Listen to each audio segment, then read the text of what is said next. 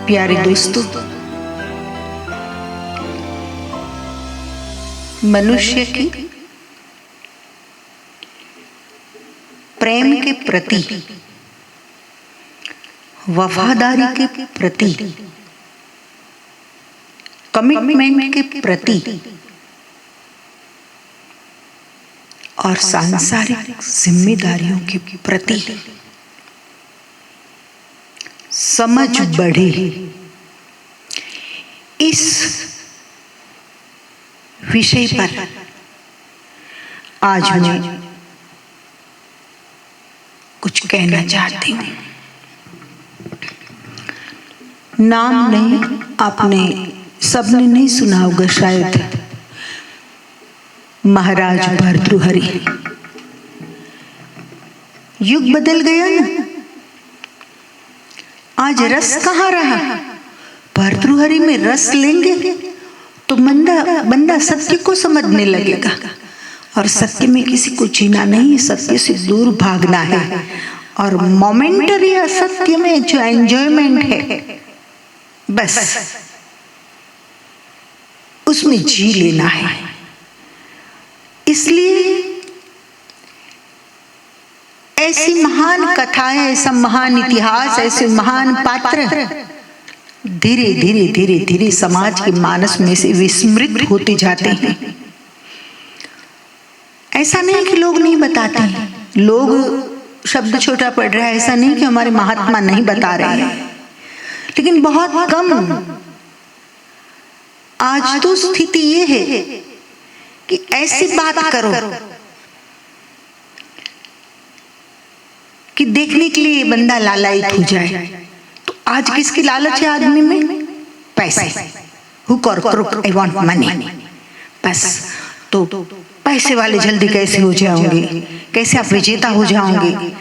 अच्छी बात है, लेकिन महात्माओं का जो काम है वो महात्माओं को ही करना पड़ेगा।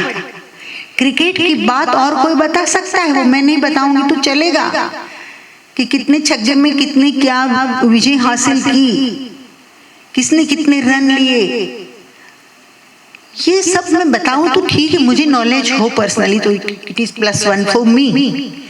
लेकिन अगर मैं नहीं बताऊंगी तो और कोई बता सकता है, और काफी लोग बता सकते हैं। लेकिन जो मैं बता सकती हूँ, मैं का अर्थ यहाँ ये करना है कि जो हमारे मनीषी बता सकते हैं, हमारे ऋषि बता सकते हैं, हमारे महात्मा बता सकते हैं, हमारे अध्ययनशील जागे हुए महात्मा और प्रबुद्ध लोग जो बता सकते हैं, वह बात भगवा लपेटा हुआ हर कोई नहीं बता सकता। तो मैं कहती हूं कि पैसे की दुनिया, पैसे के पीछे दुनिया पागल है, और उस पागलपन से उनको वापस लाकर भीतर स्थिर हो और बहुत कम चीजों में भी खुश रह सके, ऐसा ज्ञान हमारे शास्त्रों ने दिया है, ऐसी समझ हमारे शास्त्रों ने दी है। तो साधु संतों कथाकारों का कर्तव्य ये है कि ये सारा नवनीत है, जो क्रीम है, जो मक्खन है, वो निकाल कर लोगों को दे। क्रिकेट की बात नहीं करेंगे तो चलेगा, मैं ये कहती हूँ। वॉरेन बफेट को बार बार रिपीट नहीं करेंगे तो चलेगा। पैसों के पीछे पागल तो दुनिया है, उसे और पागल क्यों बना रहे हो?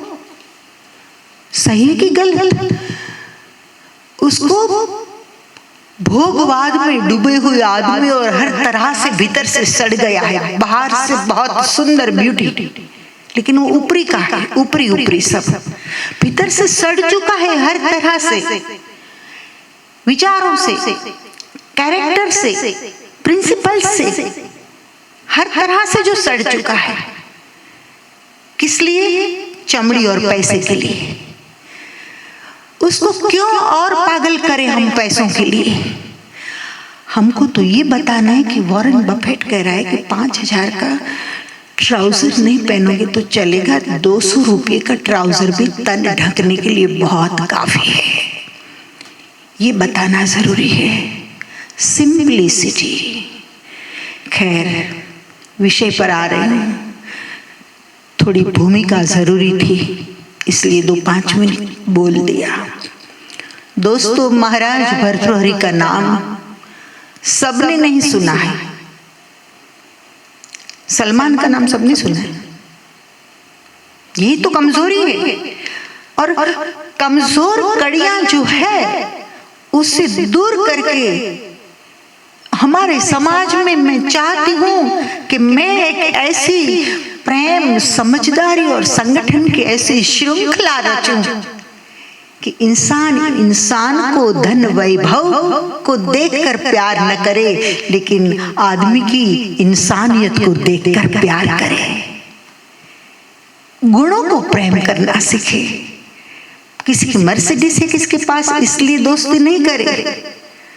उसमें उसके पास शील है, उसके पास अच्छी सोच है, उसके पास बैठने से सुकून मिलता है, भले झोपड़ी में रहता है, लेकिन उस बंदों से हम प्यार करें, ऐसे बंदों से हम दोस्ती करें। खैर, कम टू द पॉइंट। महाराज भर्तृहरि एक श्रेष्ठ कवि। सबसे पहले तो बेस क्या है बंदे का, ये बहुत जरूरी है। जैसा बेस होता है ना, ऐसा आदमी जीता है कहीं ना कहीं से, तो झलकता है कि उसका बेस क्या है, खड़ा है किस पर। तो महाराज भर्तृहरि का बेस था प्रेम,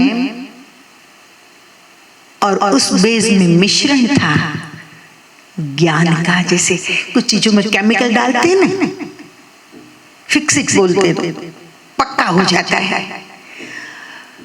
तो बेस था प्रेम उस बंदे का, और उसमें था ज्ञान का पूट। कोई साधारण राजा नहीं था। हमारा काठियावाड़ में एम कहेवाय 92 लाख माळવાનો धणी, इतना समर्थ महाराज भर्तृहरि।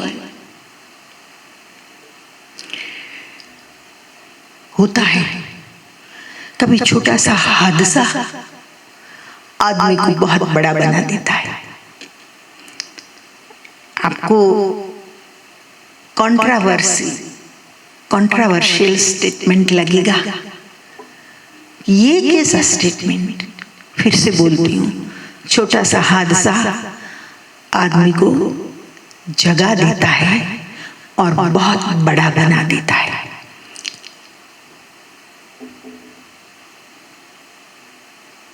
एक बार महाराजा भर्तृहरि के साथ भी ऐसा ही हुआ, लेकिन बात पहले बेस की हम करेंगे।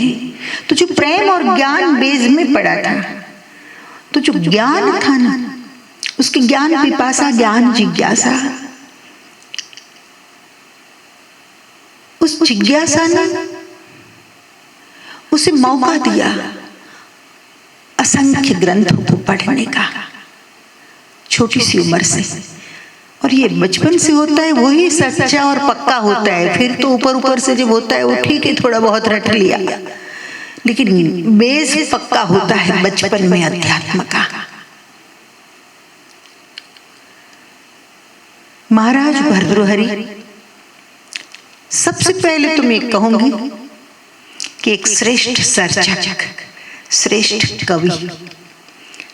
मैं भी एक छोटी सी सर्जक हूँ, शायरा हूँ, बट ऑब्वियस कि जहाँ कोई सर्जक की बात आएगी वहाँ मेरा रस रहेगा उस पर बोलने में, क्योंकि ये सर्जनशीलता क्या होती है, कविता कैसे जन्म लेती है। जैसे बच्चे को जन्म देने में प्रसूति की पीड़ा माँ सहन करते, इसी तरह कभी कभी एक शेर को पूरा करने में, एक शायरी को जन्म देने में कई रात निकल जाती है। एक शायरी को पूरा करने में 2 रात 4 रात यही घूमता रहता है, मजा नहीं है यार, जम नहीं रहा है। हाँ, तो मुझे स्वाभाविक है कि सर्जक की बात आती है वहां ज्यादा रस पड़ता है।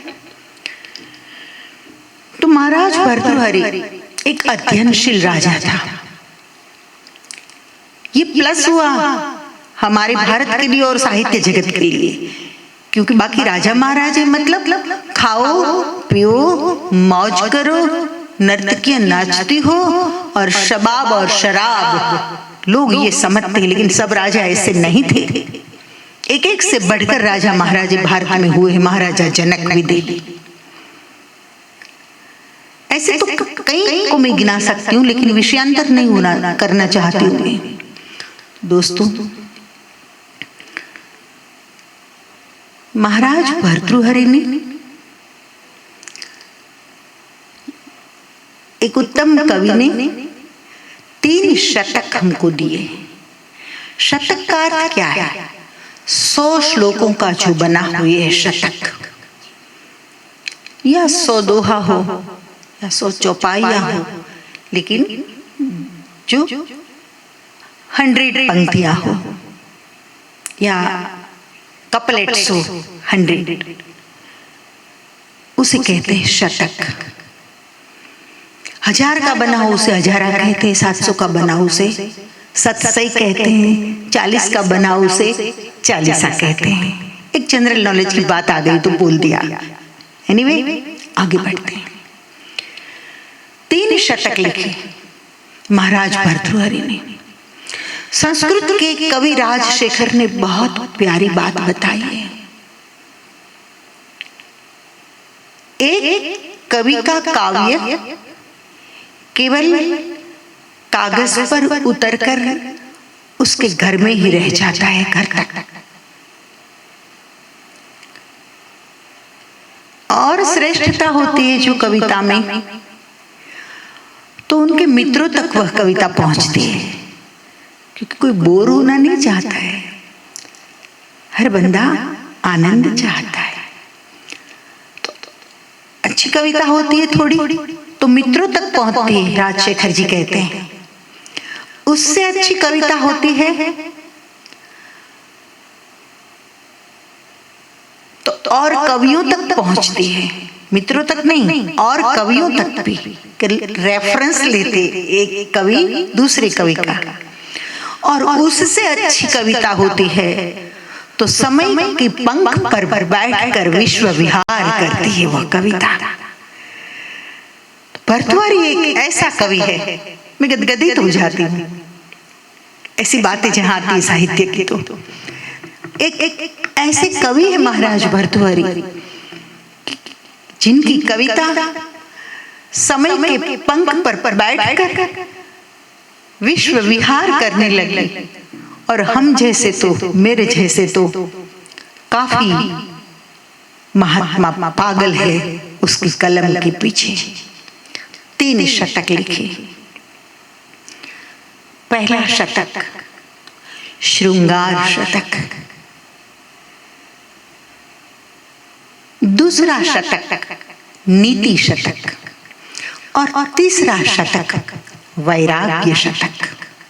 100 श्लोकों के 3 ग्रंथ। मैं कहती हूँ 3 ग्रंथ पढ़ लिए ना आपने तो जीवन की काफी कलाएं आ गई, मोटिवेशन हो गया, ये कर लो ये कर लो, फिर देखो आपके पास कितनी गाड़ियां आती है, कितने पैसे आते हैं, आप क्या बन जाते हैं। ये ऐसे लोगों को फिर देखने की जरूरत नहीं जो टाइम बिंग आपका ब्रेन वॉश करते हैं। होता कुछ नहीं है। मैंने ऐसे लोगों को देखा है 15-15 साल से मोटिवेशनल स्पीच सुनते हैं, लेकिन साइकिल पर ही घूमते हैं, या तो मोटरसाइकिल में तेल डलवाने के पैसे नहीं होते हैं। पुरुषार्थ से सब होता है, बातों से नहीं होता। खैर दोस्तों, उसकी शादी हुई महाराज भर्तृहरि की। पत्नी का नाम था पिंगला। अत्यंत सौंदर्यवान, अद्भुत सौंदर्य, अनिर्वचनीय सौंदर्य, वचनों के द्वारा उसका वर्णन नहीं किया जा सकता। बहुत चाहता था अपनी पत्नी को, अनन्य प्रेम करता था। उसकी चाहत में कोई कमी नहीं थी। समय भी पूरा देता था। राजा था तो सुख देने का तो सवाल ही नहीं, सुख तो था ही था। और सुख मिले न मिले, प्रेम मिलना चाहिए संसार में। बहुत प्रेम करता था।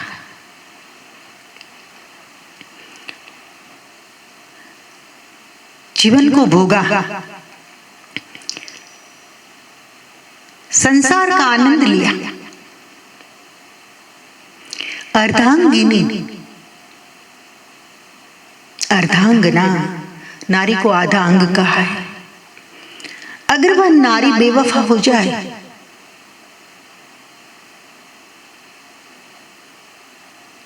तो पुरुष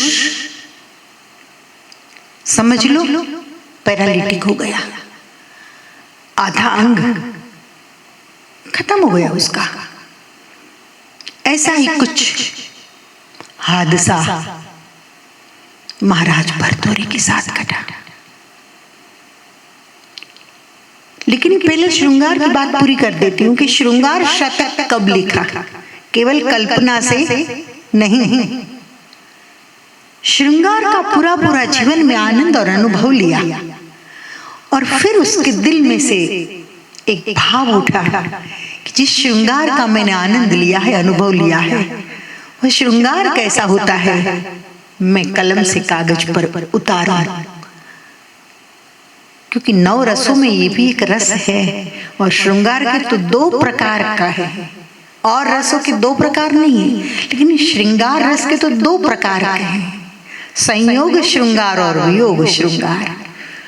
वियोग में भी प्रेम खत्म नहीं होता, संयोग श्रृंगार, दूसरा वियोग श्रृंगार। खैर, अभी मुझे 9 रस नहीं समझाना है, न श्रृंगार समझाना है, मुझे बात करनी महाराज भर्तृहरि की। तो संसार के चरम सुखों को भुगतने के बाद इंस्पायर हुए कि मैं ये लिखूं और दुनिया के युवक युवतियों को बताऊं कि श्रृंगार क्या होता है। और ये श्रृंगार पूर्ण जीवन पति पत्नी का श्रृंगार पूर्ण जीवन कैसा होता है, जरूर पढ़ना चाहिए। पति पत्नी जो है संसार में जो, उनको तो जरूर पढ़ना चाहिए।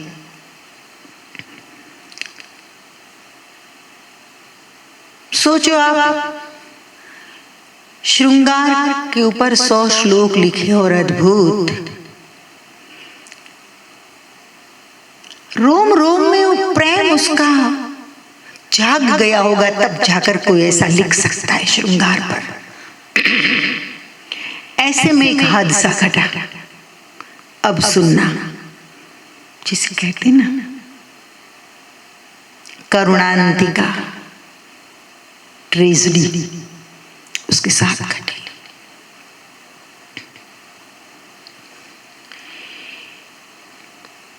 उसके राज्य में एक वेश्या थी।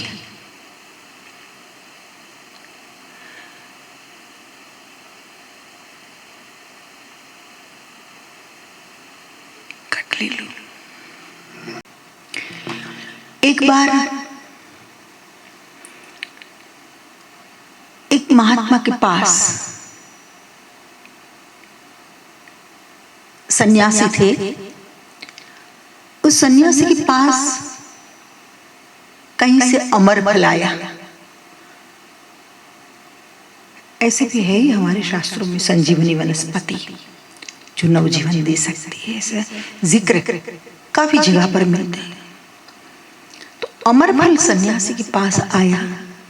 सन्यासी ने सोचा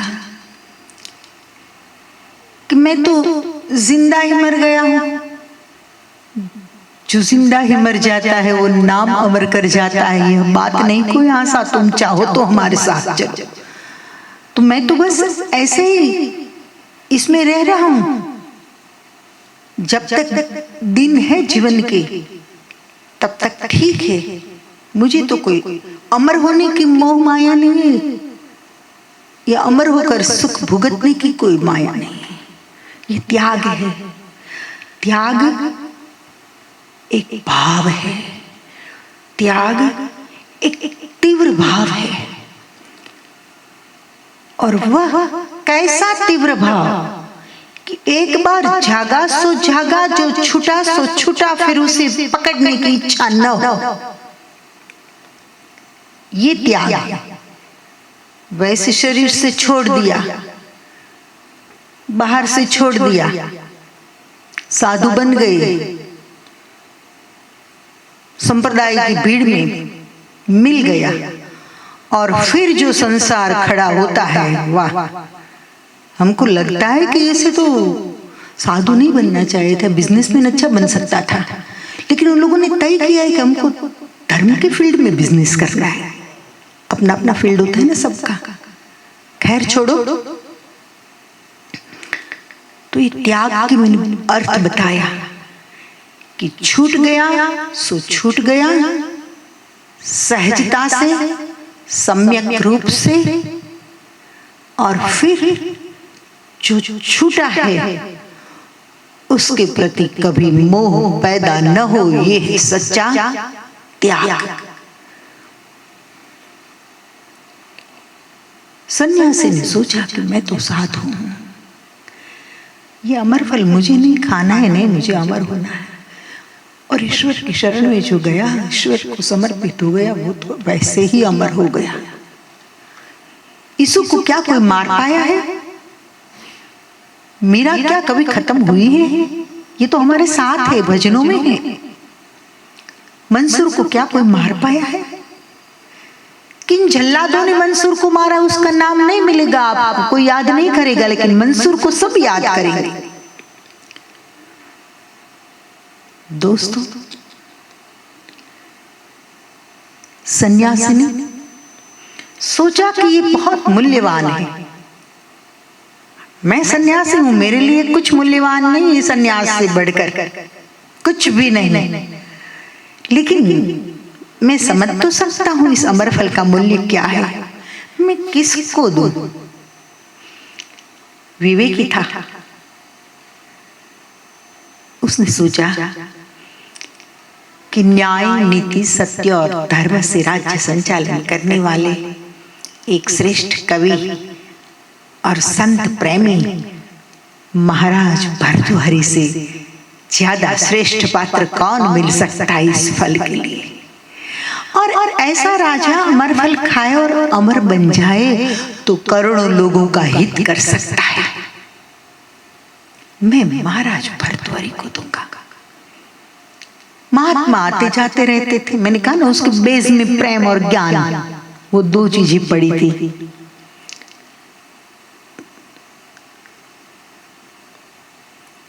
उसके पास गई,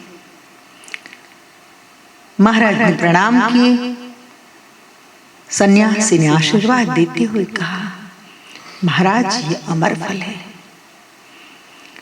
आपके सिवाय मुझे पृथ्वी पर कोई पात्र नहीं लग रहा है, पृथ्वी पर कोई योग्य पात्र नहीं लग रहा है, सुपात्र आप हैं, आप इस अमर फल को खा लेना, आप अमर हो जाएंगे, आपकी कीर्ति भी अमर हो जाएगी, और आपके अमर होने से लाखों लोगों को आप सुख, शांति, अच्छा कानून और व्यवस्था दे पाएंगे। प्रसन्न हो गया राजा, प्रणाम करके अमर फल ले लिया। अब देखना प्रेम चीज कैसी है। जो प्रेम करता है ना, उसको प्रेम से मूल्यवान कुछ भी नहीं लगता है। त्याग भी ऐसा है, काफी चीजें ऐसी है जो अपनी अपनी जगह पर है, जिससे मूल्यवान और कुछ भी नहीं है। राजा किसको प्रेम करता था? पत्नी को, पिंगला को। उसको हुआ कि मैं अमर हो न हो, लेकिन मेरी पत्नी को मैं बहुत चाहता हूं, वो अमर हो जाए। कितनी सुंदर है, इतनी सुंदरता पृथ्वी पर अमर हो जाए तो क्या गलत है? मूल में प्रेम। तो मूल्यवान फल, सबसे मूल्यवान फल जो अमरत्व देने वाला, वो रात के समय पत्नी को मिला एकांत में और कहा कि मैं तेरे लिए एक अनमोल अद्वितीय भेंट लेकर आया हूं, एक उपहार देना चाहता हूं आज आपको। और पिंगला को दिया अमर फल। अब करुणता का आरंभ हो रहा है। महाराज भर्तृहरि की पत्नी, इससे बड़ा सम्मान क्या हो सकता है। अति सौंदर्यवान, हर प्रकार से सुखी, लेकिन वह एक अश्वपाल के प्रेम में थी। इसलिए कहा लव इज ब्लाइंड। लेकिन ये लव नहीं है, ये एक प्रकार का आकर्षण है। मिट्टी में मिला हुआ सोना, जिसमें मिट्टी ज्यादा होती है, सोना तो रत्ती भर होता है। कहीं होगी छांट प्रेम की, लेकिन कच्चा सोना बिल्कुल मिट्टी में मिला हुआ। खैर, जब एकांत मिला पिंगला को, तब वो अश्वपाल से मिलती है। पिंगला ने मन में सोचा कि मैं अश्वपाल को, क्या औकात अश्वपाल की, सोचो एक अदना सा नौकर, घोड़ों को पालने वाला, ठाणियों के वे काठियावाड़ी भाषा में।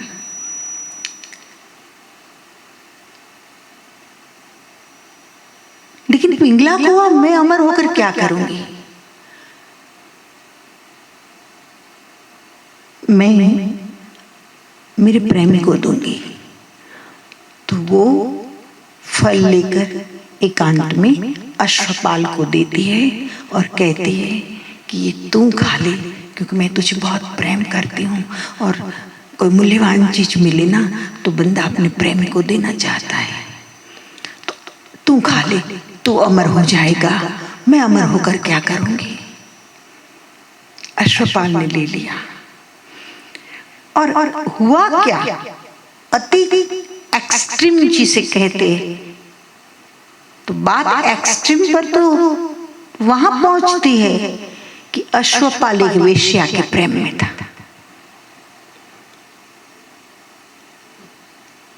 एक वेश्या के प्रेम में, एक महारानी जिसे प्रेम करते हैं, लेकिन वो महारानी को प्रेम नहीं करता था। वो एक वेश्या के प्रेम में। वो एकांत में फल लेकर कहां गया, वेश्या के पास, और वेश्या को कहा कि तेरा कंठ कितना सुंदर है, तू कितना सुंदर गाती है, कितना सुंदर नृत्य करती है। गणिका शब्द है, गुणिका। तो वेश्या शब्द जरूरत से ज्यादा भ्रष्ट कर दिया है लोगों ने। मूल गुणिका, उनमें गुण होते थे, संगीत के, नृत्य के। अमीर उमराव का मनोरंजन करती थी वे, और भी काफी गुण होते थे। छोड़ो, अभी मुझे गणिका के गुणगान नहीं गाने, मुझे महाराज भर्तृहरि की बात करनी। तो वो नौकर था जो अश्वपाल, वो गणिका को देता है कि तू इतनी सुंदर है, मैं तुझे चाहता हूं। मैं तो क्या, एक साधारण आदमी हूं, महारानी बुलाती है तो उसे खुश करनी पड़ती है, लेकिन मैं चाहता तो तुझे हूं। देखो कहां कहां बंदा कैसे कैसे मजबूर होता है। ये भी क्या ईश्वर ने माया रचाई, दुनिया बनाने वाले क्या तेरे मन में समाई। तूने काहे को दुनिया बनाई, तूने काहे को दुनिया बनाई, काहे बनाया तूने दुनिया का मेला, इसमें लगाया जवानी का खेला। गुपचुप तमाशा देखे, गुपचुप तमाशा देखे, वाह रे तेरी खुदाई, तूने काहे को दुनिया बनाई, तूने काहे को दुनिया बनाई। ये मिट्टी के पुतलों में तूने क्या क्या ऐसा भर दिया है कि बेचारे हो जाते पुतले और नहीं चाहने पर भी कुछ गलत काम कर देते हैं, नहीं चाहने पर भी बेवफा हो जाते हैं। खैर छोड़ो, वो वेश्या को अमर फल देकर चला गया। अब मजे की बात यह है, वेश्या ने सोचा कि मेरा तो सब यूज करते हैं, दुनिया के मनोरंजन के लिए मेरा शरीर और मेरी कलाएं हैं, कोई मुझे सच्चा प्रेम तो करता नहीं है। हाँ, ये करता है अश्वपाल, लेकिन मेरी खुद की कोई जिंदगी तो है नहीं। दूसरों के लिए मुझे सजना है, दूसरों के लिए मुझे सुंदर दिखना है, दूसरों के लिए मुझे नाचना है, गाना है। मैं अमर होकर क्या करूंगी? यही काम करूंगी। मेरा अमर होने का कोई मतलब नहीं है। ऐसा बंदा, ये देखो गुणिका, उसने भी सोचा बंदा ऐसा होना चाहिए कि जिसकी सोच महान हो। बात ये है, कहाँ है, क्या कर रहा है, ये सेकेंडरी है। हो सकता है कोई सिचुएशन ने, कोई ऐसी कंडीशन ने उसको गलत स्थिति में डाल दिया हो, लेकिन जहां सोच की बात है वहां ये गणित का मार्क्स ले जाती है। उसने सोचा कि मैं अमर होकर क्या करूंगी, मुझसे कोई समाज को फायदा नहीं ना, लेकिन चीज बहुत मूल्यवान है, मुझे क्या करना चाहिए।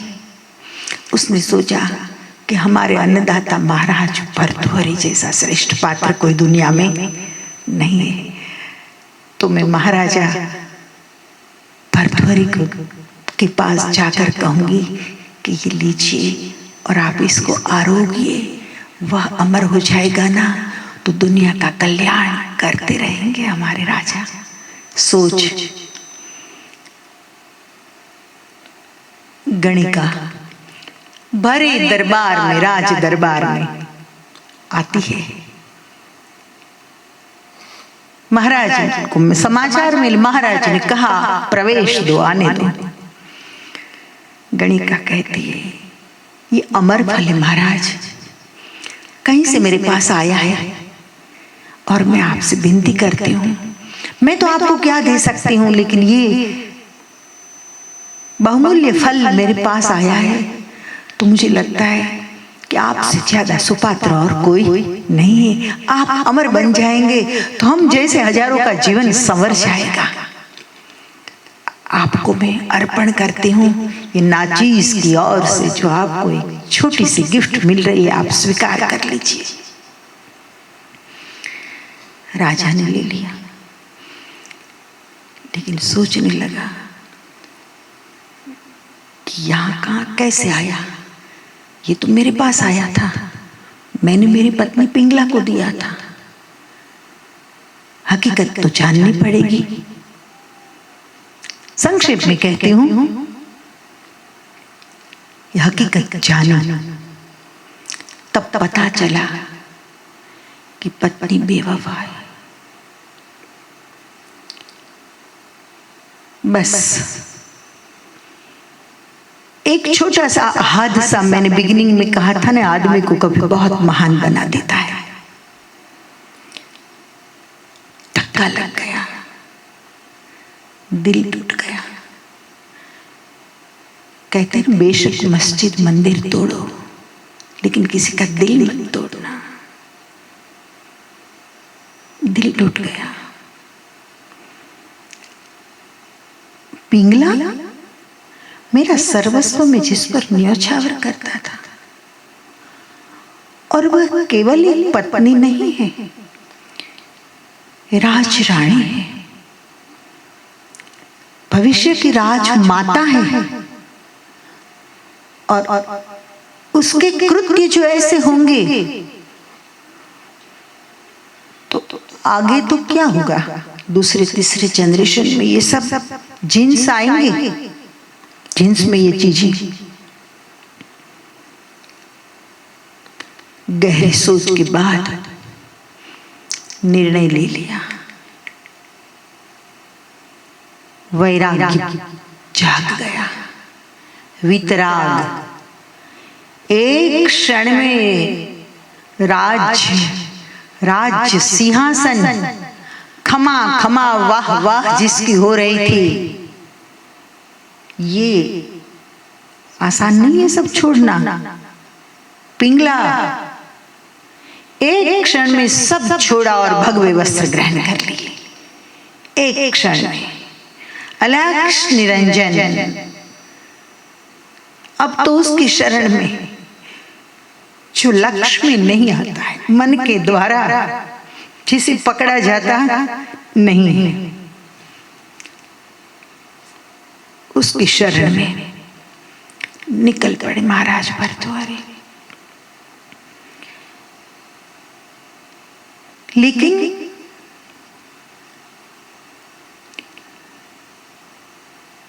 फिर पिंगला को प्रायश्चित बहुत हुआ, बहुत प्रायश्चित हुआ। बहुत पिंगला ने रोई, गिड़गिड़ाई, क्षमा कर दो। महाराज भर्तृहरि के लिए सजा, क्षमा ये बात नहीं थी, बात दिल टूटने की थी। टूटे दिल को नहीं जोड़ सकते हम, और चीजें जुड़ जाती है। और आजकल के पति पत्नी की तरह महाराज भर्तृहरि समझौता करके नहीं जी सकते। दरीवा सुंदरीवा, भर्तृहरि ने कहीं लिखा है कि महापुरुष कैसे होते हैं, या तो प्रेम पूर्ण सुंदर पत्नी की गोद में होता है, या तो दरी यानी गुफा में होता है। दरीवा सुंदरीवा, क्या बोलूं, कितना बोलूं। मुझे लगता है कि तीनों शतक पर पूरे पूरे एक एक श्लोक लेकर मैं बोलूं, लेकिन इतना कुछ मुझे कहना है कि समय नहीं मेरे पास। कोशिश करती हूं जितना हो सके। खैर,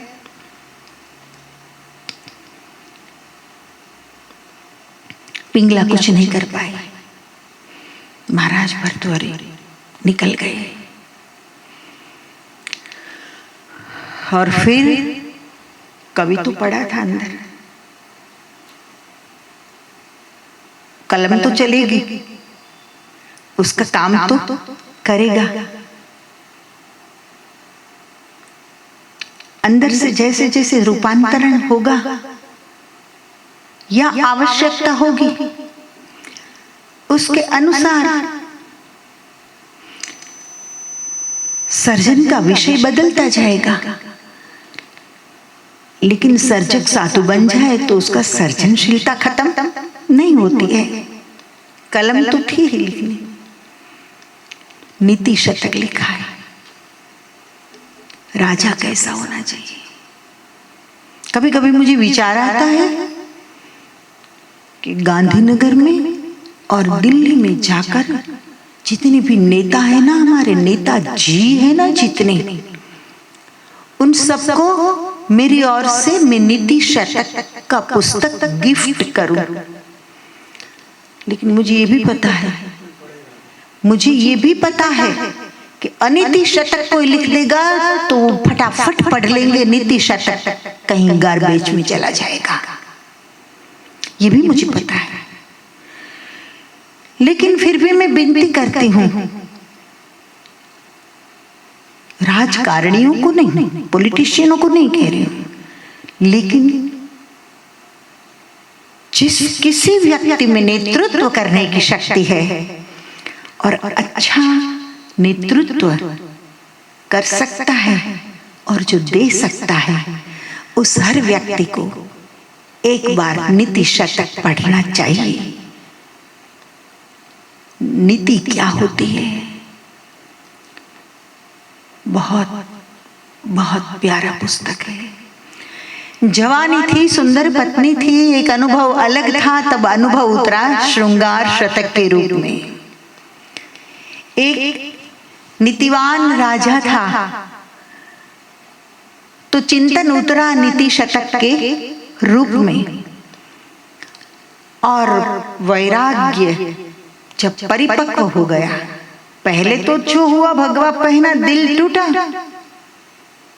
निकल पड़ी, चल अकेला तेरा मेला पीछे छूटा, सब छूट गया, कोई तेरा नहीं, भरोसा करने जैसी दुनिया नहीं, निकल गए, समझौता से जी नहीं सकते महापुरुष।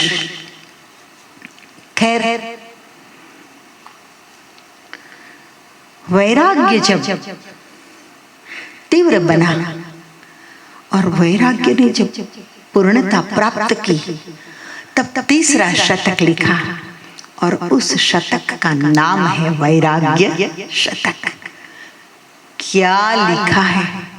हमारे लिए लिखा है, साधु संतों के लिए लिखा है। किसी भी संप्रदाय में कोई भी भगवा पहने ना, उसको देना चाहिए।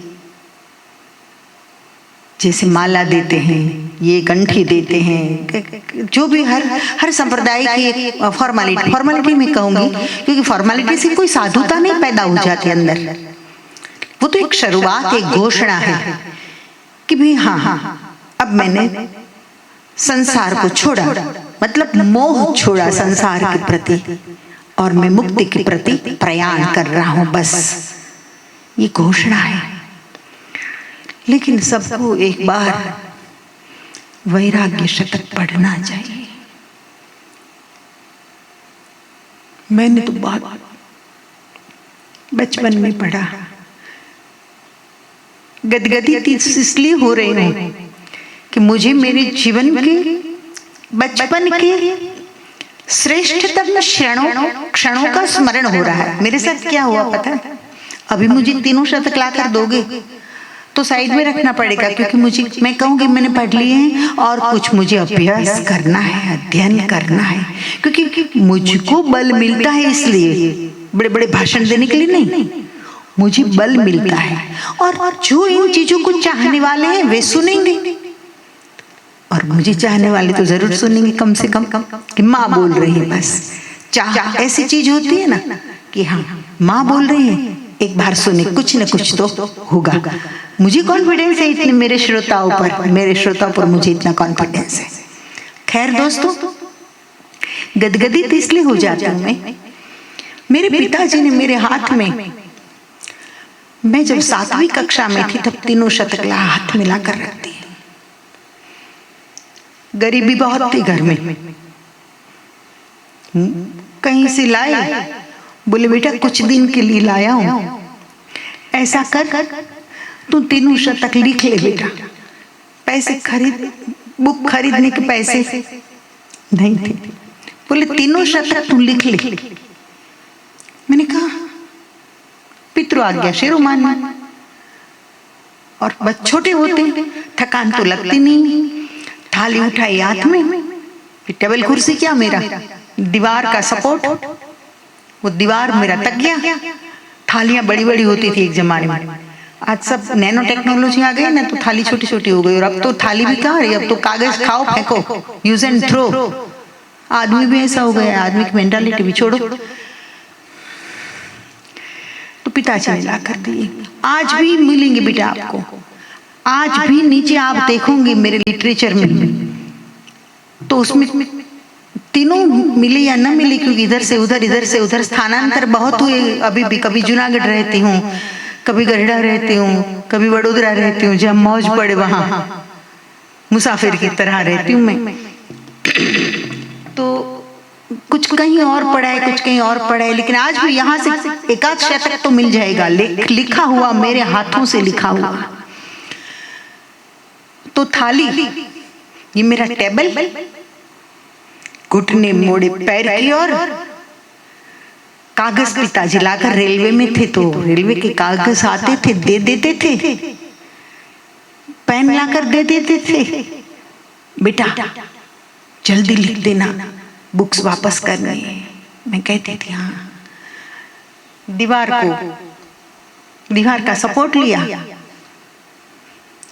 थाली का सपोर्ट कागज को मिल गया, लिखना शुरू। इसलिए आज मुझे ये खुशी से गदगदित हूँ कि इतनी छोटी उम्र में इतना अच्छा साहित्य केवल पढ़ने को नहीं, लिखने को मुझे मिला। और 10 बार पढ़ो और 1 बार लिखो। मेरी माँ कहती थी कि बेटा किसी चीज को आप 10 बार पढ़ोगे तब जितना याद रहेगा उतना केवल 1 बार लिख लेने से याद रहेगा। लिख देती थी बहुत जल्दी। 100 श्लोक तो क्या, श्लोक लिखा, अर्थ, क्योंकि संस्कृत तो आता नहीं था तब, अर्थ लिखा। 300 श्लोक, 4-4 लिटी का मीनिंग, अर्थ दे देते थे पिताजी को। मैं 3-4 दिन में ज्यादा से ज्यादा बोलती हूँ मैं। और जिम्मेदारियां तो थी ही, खुद की पढ़ाई की, घर के काम की। पिताजी कहते थे शाबाश बेटा।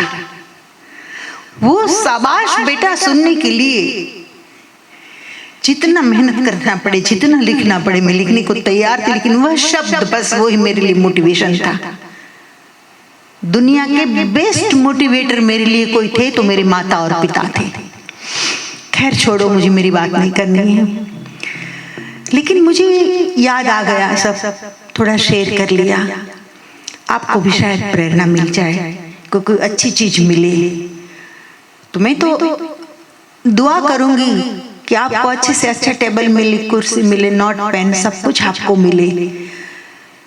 और काफी लोगों के पास आज सुविधा आ भी गई है, स्कूलों में भी आज तो सब फैसिलिटी आ गई। लेकिन मैं कहूंगी कोई अच्छी चीज मिले ऐसी तो लिखने में आलस मत करना।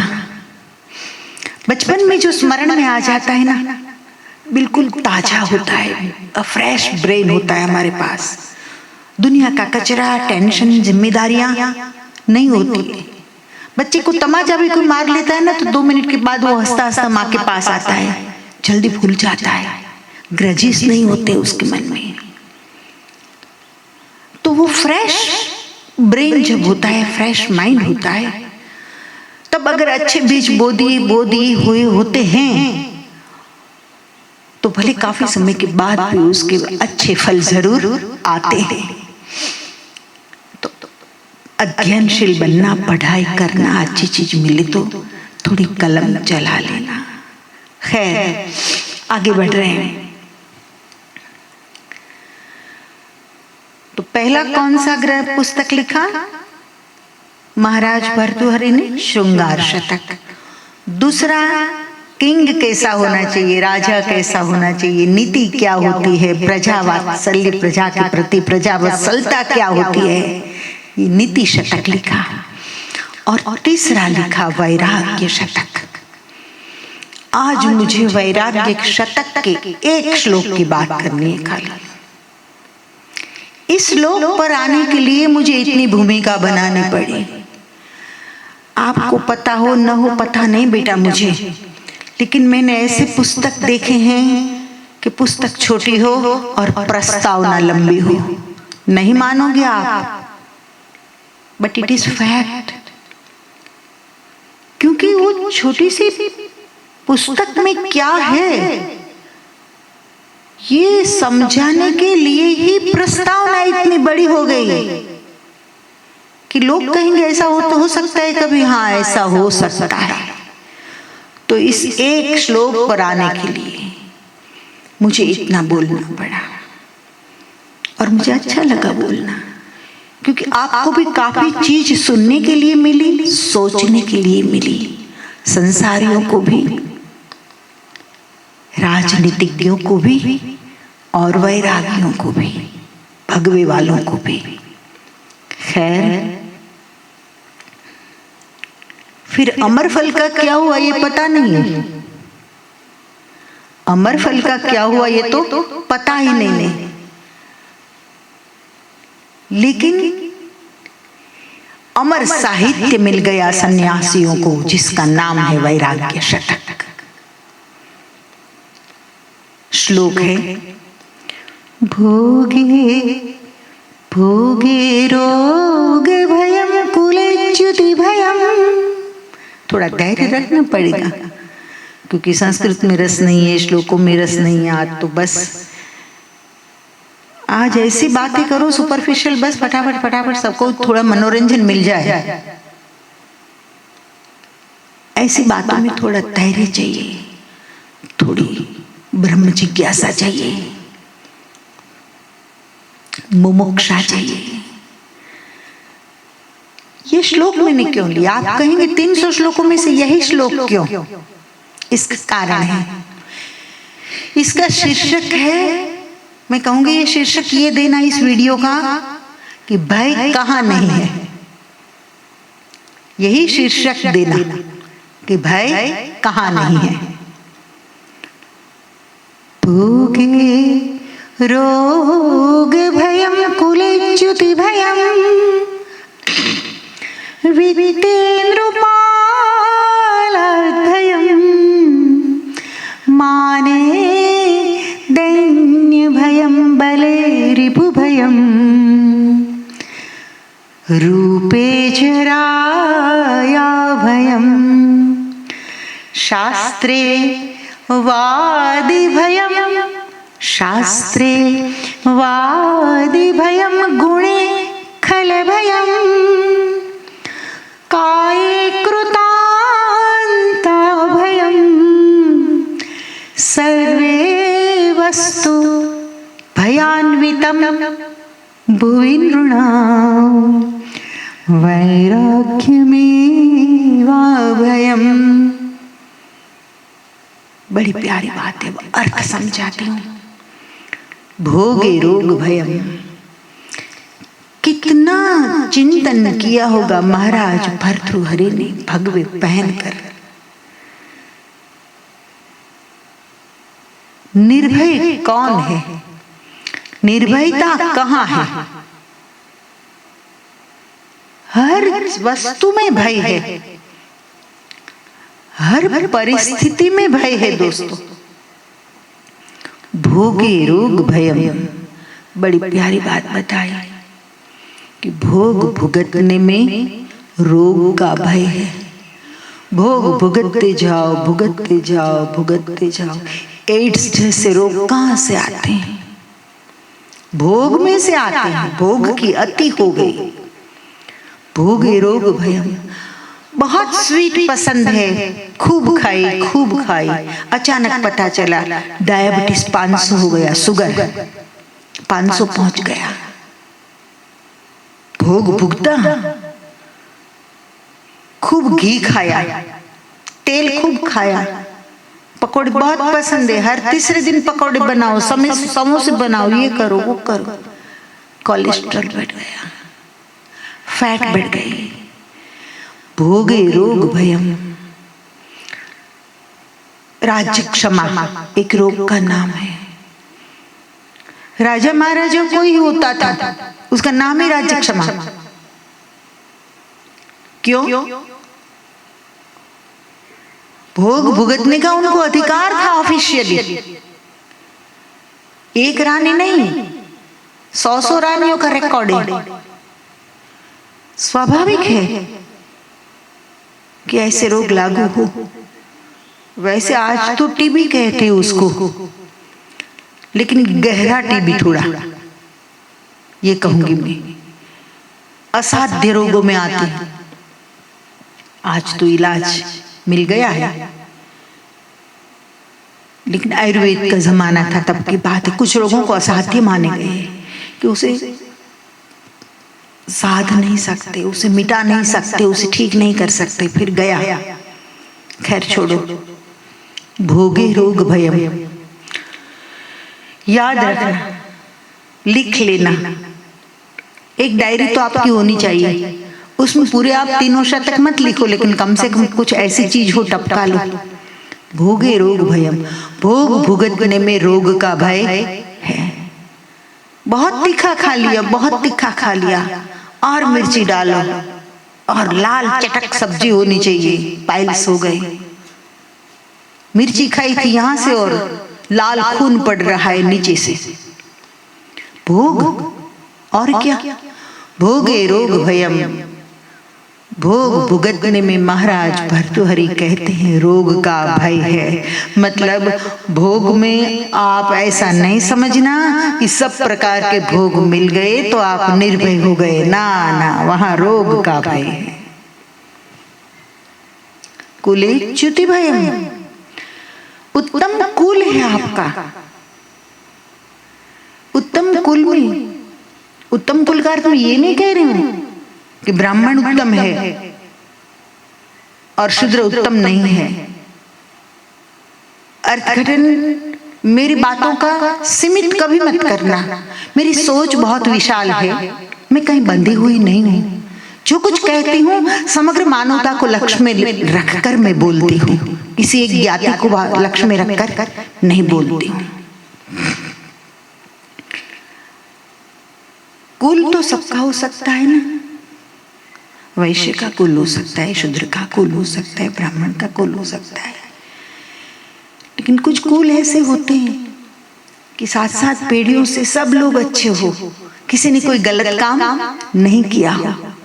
लोग कहते हैं हाँ फलानी भाई के परिवार में तो हम बरसों से देख रहे हैं कि कोई गलत नहीं है, लेकिन वहां भी भय है।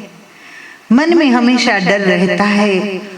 उत्तम कुल जिसका होता है, उसका जो मुखिया होता है, तो परिवार के मुखिया को डर लगता है कि बरसों हो गए इज्जत कमाते हुए, बरसों लग गए, लेकिन कोई बच्चा परिवार का कोई ऐसा कदम न उठा ले कि हमारी नाक कट जाए। नाक अनेक प्रकार से कटती है, केवल किसी लड़की से प्रेम करके लिए इसने नाक कटी ऐसा नहीं।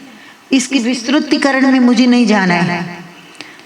संक्षेप में कि बहुत बड़ा कुल हो आपका या श्रेष्ठ कुल हो आपका, तो वहां भी भय तो है कि डर बना रहता है कि कोई परिवार का बच्चा, बेटी, बेटा कुछ ऐसा ना करे कि जिससे हमको नीचा देखना पड़े।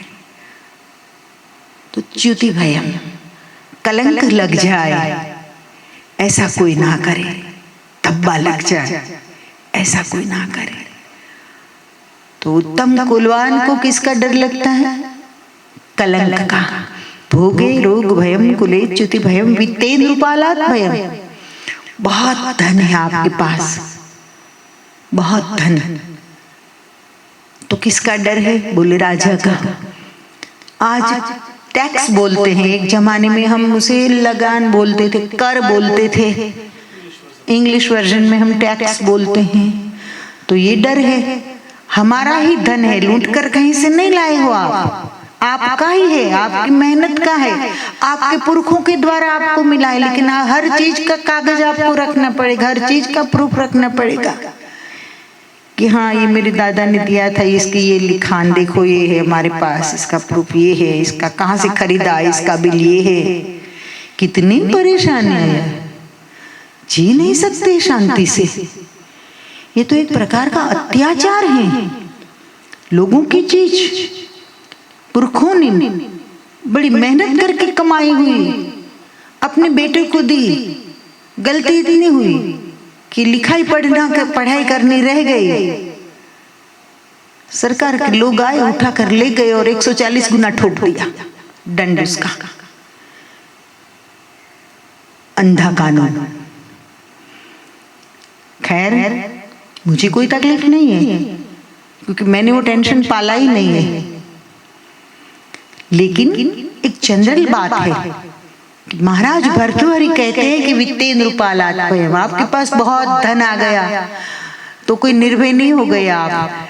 ज्यादा डर होता है कि कब रेड पड़ेगी, इनकम टैक्स वाले साले कब बिना चाहे दामाद कब आ जाएंगे पता नहीं, ये डर रहता है, भय रहता है। तो पैसे वाले को भी लागू पड़ गया। देखो किसी हर कोई आ गया इसमें, पूरे विश्व में से एक भी बंदा इस श्लोक से मुक्त नहीं रह पाएगा। इसलिए मैंने इस श्लोक पर बोलना सोचा। तो भोगे रोग भयम कुले च्युति भयम च्युति यानी कोई कलंक न लग जाए परिवार को। कुले च्युति भयम वित्तेन्द्रुपालाद भयम, बहुत धन संपदा हो तो राजा का भय या सरकार का भय या इनकम टैक्स का भय रहता है। माने दैन्य भयम, आगे कहा बहुत मान सम्मान मिल रहा हो, जहां जाओ वहां सम्मान, जहां जाओ वहां फुलहार, जहां जाओ वहां लाइन लग जाती हो लोगों की, उसको भी डर रहता है कभी ऐसी घटना ना आ जाए कि मुझे दीनता का अनुभव करना पड़े। अनेक प्रकार से दीनता का अनुभव करना पड़ता है।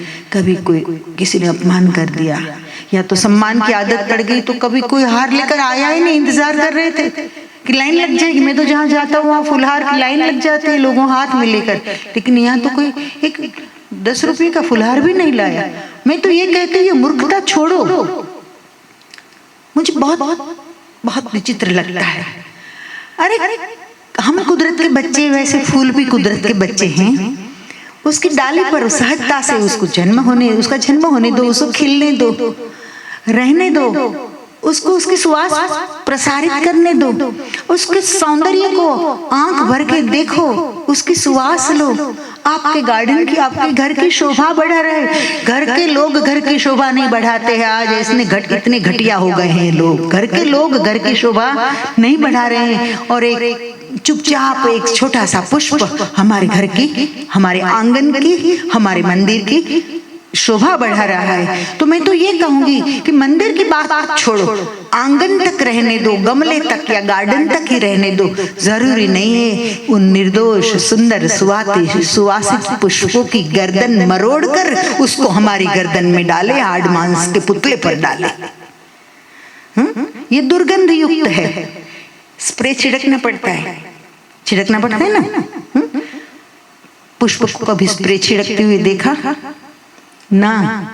नेचुरल है, ये दुर्गंध युक्त है शरीर।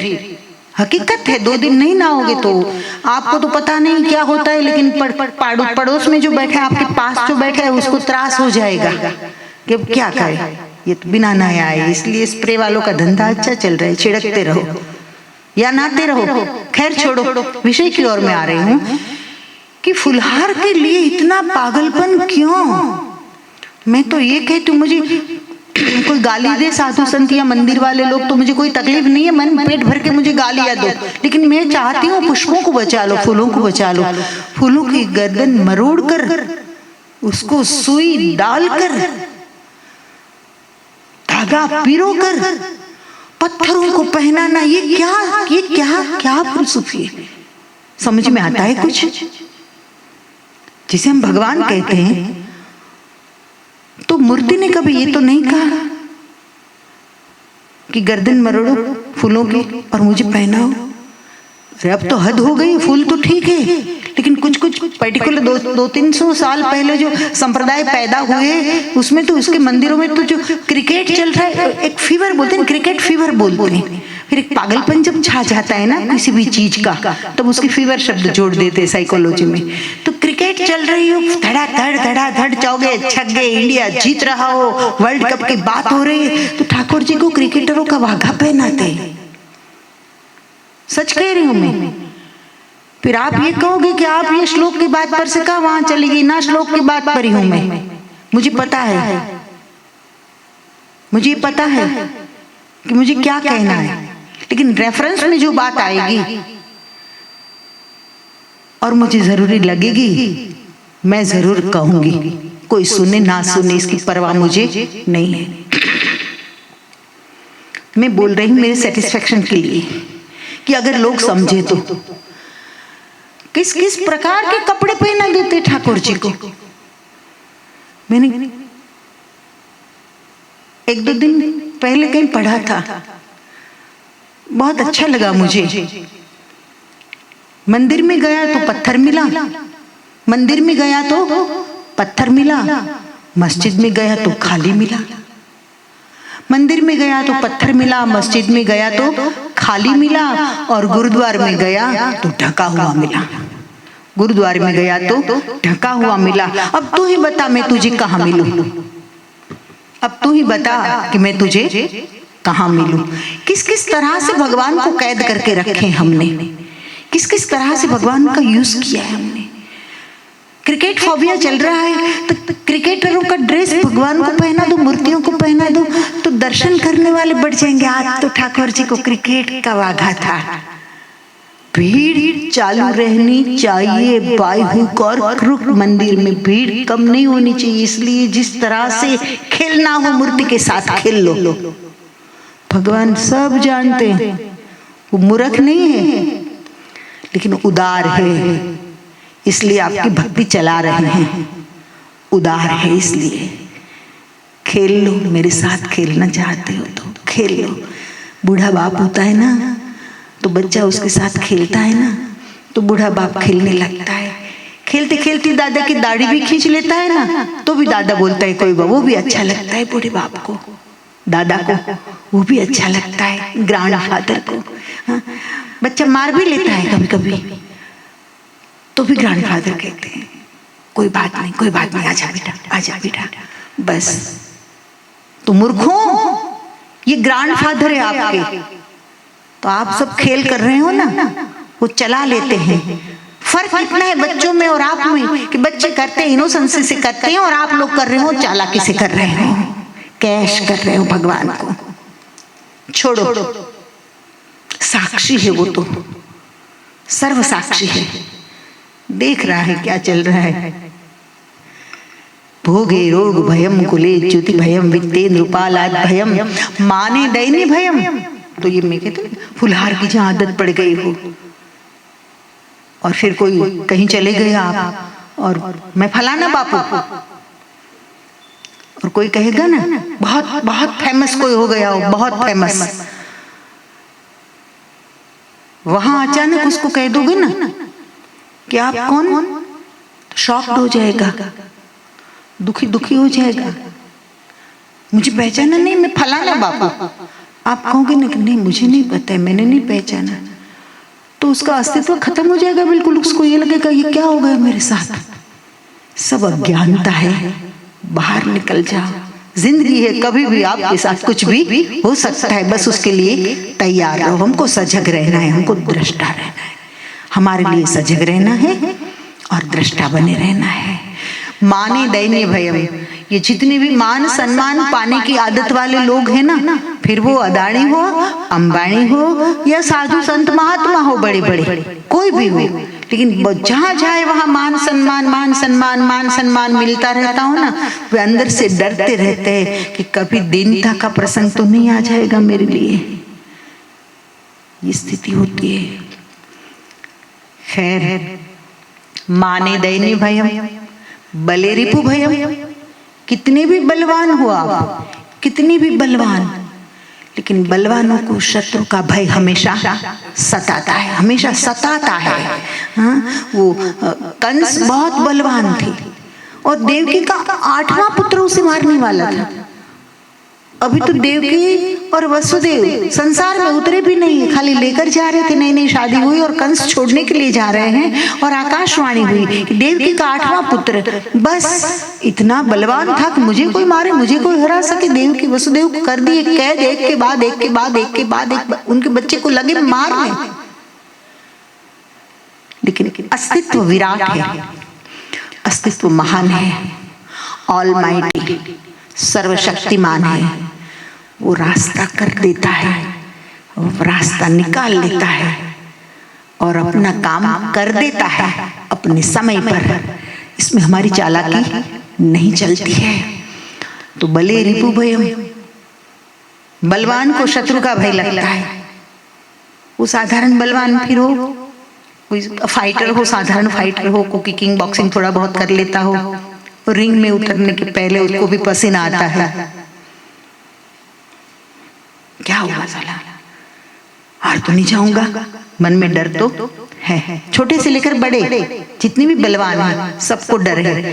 फिर वो अमेरिका हो तो भी भले, यूरोप हो तो भी भले, भारत हो तो भी भले, कोई भी महाशक्ति हो या साधारण आदमी हो तो भी भले, लेकिन बलवान को किसका भय रहता है? शत्रु का। बले रिपु भयम, रिपु यानी शत्रु, तो बलवान को शत्रु का भय रहता है। आगे कहा रूपे जराया भयम, कोई बहुत सुंदर हो, बहुत सुंदर, क्या कहते उसे, विश्व सुंदरी का अवार्ड मिला हो, विश्व सुंदरी का। उन सुंदरियों को देखना जब बूढ़ी हो गई हो तब पता चलेगा कि इस हाड़ मांस के पुतले की वास्तविकता तो यही है, परम सत्य तो, आखिरी सत्य तो यही है, रूपे झराया भयम। और जिसे हीरो कहते हैं, हीरो तो मैंने कहा ना कि हीरो तो हमारे लिए हमारे अच्छे पिता जो है वो हीरो होना चाहिए। हीरो तो राम है, हीरो तो कृष्ण है, बाकी तो एक्टर है सब। जो एक्टिंग कर लेता है वो एक्टर, तो एक्टर का हो, हीरो तो थोड़ा ज्यादा हो गया, कुछ तो रिजनेबल करना पड़ेगा दोस्तों। खैर, रूपे झराया भयम जिसे लोग हीरो कहते हैं, और एक ट्रेंड होता है और भीड़ में टिपिकल पागलपन दिखता है। बरसों से मैं देखती आ रही हूँ, समय बदलता जाता है, समय के चक्र के बदलने के साथ साथ नए नए चेहरे समाज में आते जाते हैं और लोग उससे इम्प्रेस होते जाते हैं। लोगों की खुद की कोई दृष्टि नहीं है, एक्टिंग में आ जाते हैं। एक्शन इतनी बढ़िया होती है कि एक्टिंग से लोग इम्प्रेस हो जाते। वो ये नहीं जानते कि अरे रियल हीरो तो तू है, कि तू अकेला है और जिंदगी में कितने रोल कर रहा है, कभी भाई का, कभी बाप का, कभी दामाद का, कभी ससुर का, कभी ग्राहक का, कभी व्यापारी का, कभी मित्र का, कभी शत्रु का। हीरो तो तू है, नया दिन नई रात। हाँ? कितने रोल तुझे करने पड़ते हैं जिंदगी में, कितने रोल, लेकिन खुद हीरो है ये बात उसको स्मरण नहीं रहती है। एक ट्रेंड आता है टाइम टू टाइम पागलनेस का, एक हवा, पागलपन की एक हवा छा जाती है लोगों के दिमाग पर। और पूछेंगे आप, बरसों के पहले की मैं बात करूं, जब मैं बहुत छोटी थी तब ये मीडिया वालों को भी धंधा तो चाहिए, काम तो चाहिए, 24 घंटों चलाना है चैनल उसको, तो कहीं ना कुछ तो मसाला लाना होगा, तब लोग देखेंगे। बिना मसाले का तो खुराक भी लोगों को अच्छा नहीं लगता है, कुछ डालो ना बोले, इसमें नेचुरल पसंद ही नहीं लोगों को। फ्रूट में भी मसाले डाल देते हैं, ऑलरेडी उसमें मिनरल्स डाले हैं परमात्मा ने, लेकिन उस पे भी मसाले हम डाल देते, कोई नेचुरल चीज पसंद ही नहीं। तो ये मीडिया वाले कुछ ना कुछ, उसको मसाला भी तो चाहिए तब लोग, ताकि लोग देखें, बाकी देखेंगे नहीं लोग। तो खैर, मैं देखती आई हूँ बचपन से कि मीडिया वाले चले जाएंगे औरतों की भीड़ में और पूछेंगे कि आपका फेवरेट हीरो कौन है? अमिताभ बच्चन। आज देखो, डॉन में देखे थे जिस अमिताभ को, जिस अमिताभ को शराबी में देखे थे, जिस अमिताभ को कुली में देखे थे, उस अमिताभ को आज देखो। आज कोई नहीं कहता है कि अमिताभ बच्चन। आज दूसरी हवा चल गई है पागलों पर, शाहरुख खान। अरे यार, इतने प्यार से अपने पति को कभी कहो ना कि आप मेरे फेवरेट हो, तो उसकी लाइफ बढ़ जाएगी, 2 घंटा ज्यादा काम कर पाएगा, आपका परिवार सुखी हो जाएगा। लेकिन पागलपन का करे क्या? पागल तो पागल होता है आखिर। और ये पागलपन से मुक्त होना नहीं है, जो मुक्त होना चाहता है, पागलपन से जो मुक्त होना चाहता है वो मुक्त हो सकता है, लेकिन उन लोगों को अच्छा लगता है पागलपन, उसको मुक्त होना ही नहीं, इसमें ही जीना है। खैर, जहरीली हवा चल रही है, बेहोश हो रहे हैं, जी रहे हैं। कोई मुझ जैसे और एक पागल निकल आते हैं तो और पागलों को जगाने की कोशिश करते हैं, तब सब पागल मिलकर हमको बोल देते हैं कि माता जी काम की नहीं, ये नहीं। क्यों? कोई भी गहरी नींद में सोया हो, ठंडा पानी डाल दो मुंह पर, अच्छा नहीं लगता है। जगा रहे हैं हम जो, तो किसी को जागना नहीं है। बस हमको तो ऐसी स्टोरियां कहो कि हम 2 घड़ी के लिए मनोरंजन कर ले और फिर स्टोरी सुनते सुनते सो जाए। नींद में ही रहना है समाज को, क्या करे, छोड़ो। महाराज भर्तृहरि जैसे 2-5 साल में 1000, 2 साल 2000 साल में एक आध बंदा आ जाता है कि समाज को जगाता है। मैं चाहती हूँ कैसे महान रत्न और धरती पर उतरे, लेकिन इसके लिए नारी समाज को साथ जागृत रहना होगा, नारी समाज को कृत संकल्प होना होगा कि हमारे द्वारा ऐसी महान संतानें धरती पर आएगी। और वो कब आएगी कि हम उस प्रकार का जीवन जिएंगे, हमारी सोच उच्च प्रकार की होगी, हमारी रहन सहन प्रेरणामय होगी, प्रेरणादायक होगी, तब कुछ हो सकता है। खैर दोस्तों, भोगे रोग भयम कुलेच्युति भयम वित्तेन्द्रुपालाद भयम माने दैन्य भयम बले रिपु भयम, वो तो आपके समझ में आता जाएगा। बले रिपु भयम रूपे झराया भयम, कितने भी सुंदर हो, सर्वांग सुंदर हो, लेकिन जरा यानी बुढ़ापे का भय है, वृद्धत्व। धीरे धीरे धीरे धीरे कान गए, आंखें गई, दांत गए, चमड़ी में झुर्रियां लगती गई, तो बुढ़ापा का भय है। उम्र बढ़ती जाती है वैसे मेकअप ज्यादा करना पड़ता है। जैसे उम्र बढ़ती जाती है, हीरोइनों को देखना आप, ज्यादा मेकअप करना पड़ता है। 40, 45, 50 साल तक उसे इंडस्ट्री में टिके रहना है तो उसको ज्यादा मेकअप करना पड़ेगा, बाकी बूढ़ी लगेगी। खैर छोड़ो, आगे बढ़ते हैं। शास्त्रीवादी भयम, आप कितने भी शास्त्र जानते हो, लेकिन भय होता है कोई मेरे साथ शास्त्रार्थ में उतरने वाला आ जाएगा तो, वाद करने वाला आ जाएगा तो। जैसे महाराज अष्टावक्र आ गए थे जनक के दरबार में आचार्य बंदी के साथ शास्त्रार्थ करने को, और कितना खराब ट्रेंड था, कितना खराब ट्रेंड। आचार्य बंदी बहुत बड़ा विद्वान था और ऐसा नियम बना दिया था उस समय में पंडितों ने। कितना गुस्सा तो नहीं आता है, लेकिन मुझे पीड़ा होती है, पीड़ा होती है, गुस्सा तो नहीं कह सकते, उसे वेदना होती है कि आचार्य बंदी को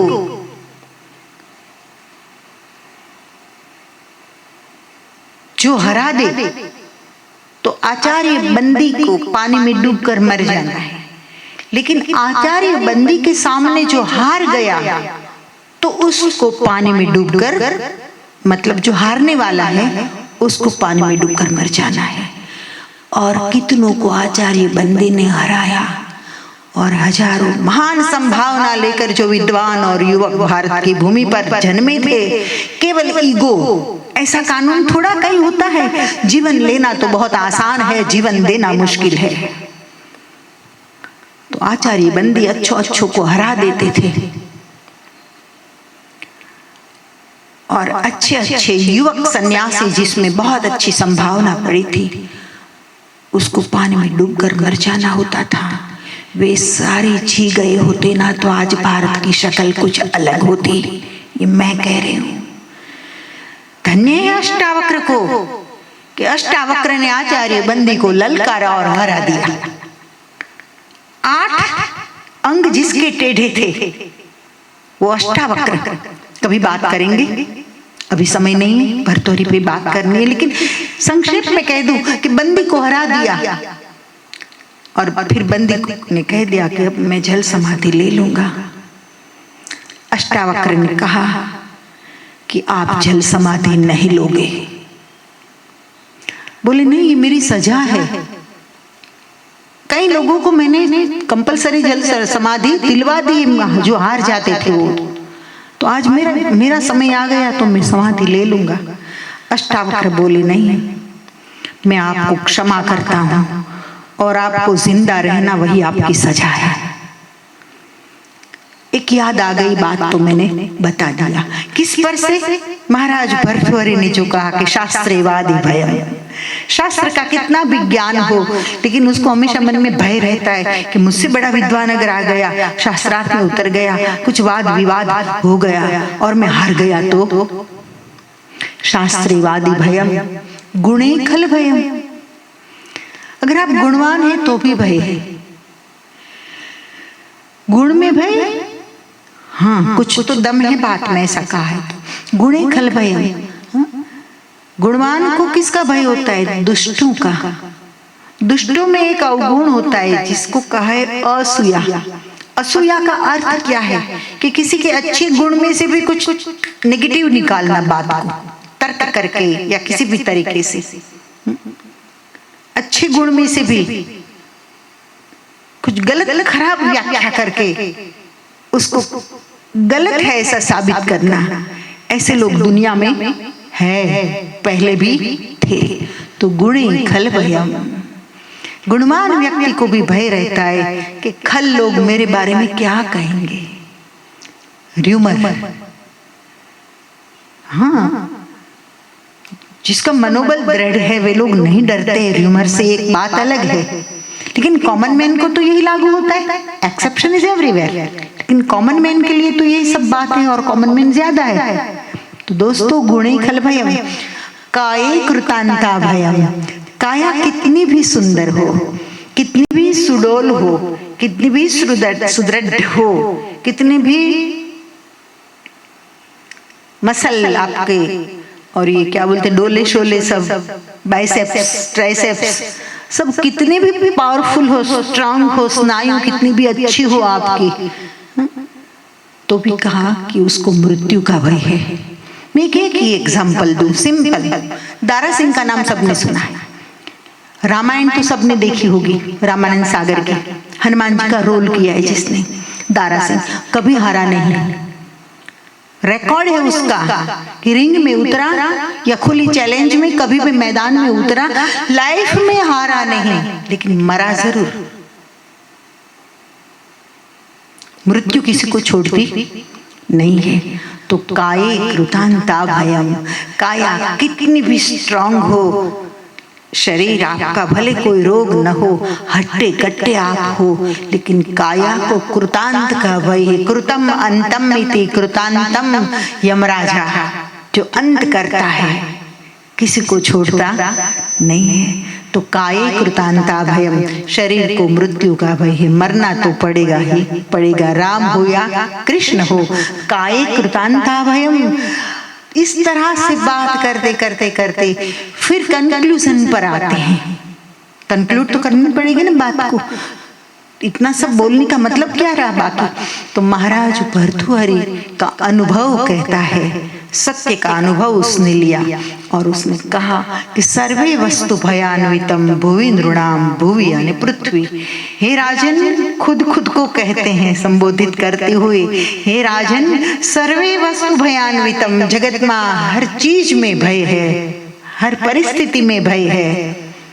सुख की जितने भी साधन है वहां सब में भय है। सर्वे वस्तु भयान्वितम भुवि नृणाम, इस पृथ्वी पर सब में भय है। तो निर्भयता कहाँ? कहीं निर्भयता है? तब आधे वाक्य में कह दिया, अंतिम चरण में वैराग्यमेवा भयम, वैराग्यम एव अभयम। एक वैराग्य ऐसी अवस्था है, चीज नहीं बोल सकते। एक वैराग्य की अवस्था जो है वह एक ऐसी अवस्था है कि न उसको धन का भय, न उस, क्योंकि जहाँ मोह होता है वहां भय होता है, जहाँ अटैचमेंट होता है वहां डिटेच होने का डर रहता है। लेकिन जो वितराग की अवस्था में जीता है, वितराग की अवस्था का अर्थ क्या है? इच्छाएं समाप्त हो जाना, इच्छाओं का समापन, यह है वैराग्य, याद रखना। तो वैराग्य में वाभयम, महाराज भर्तृहरि कहते हैं, मतलब एक परम वैराग्य का अनुभव करके उस स्टेज पर पहुंचकर, उस स्टेट पर पहुंचकर, उस अवस्था पर पहुंचकर भीतर से जवाब आता है कि वैराग्य में निर्भयता है। जो इच्छा मुक्त हो गया उसको मौत मिले तो भी मंजूर, जीवन मिले तो भी मंजूर। तेरी मर्जी में मर्जी हमारी, कोई न मर्जी न मर्जी हमारी।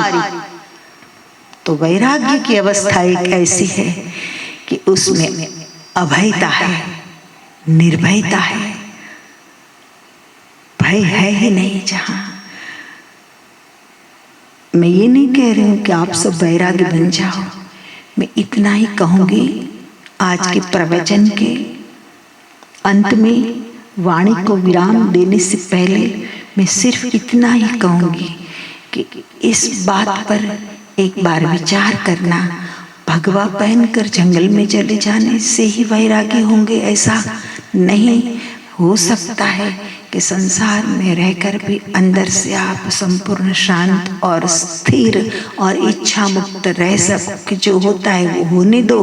ये एक जगत नाटिका है, नाटिका चल रही है, एक इसका पार्ट हूं मैं, पर परमात्मा ने एक रोल मुझे भी सौंपा है, तो ठीक है मैं भी मेरा रोल, मेरी भूमिका अदा कर रहा हूं, लेकिन ये मैं नहीं हूं, ये तो एक मेरी भूमिका है।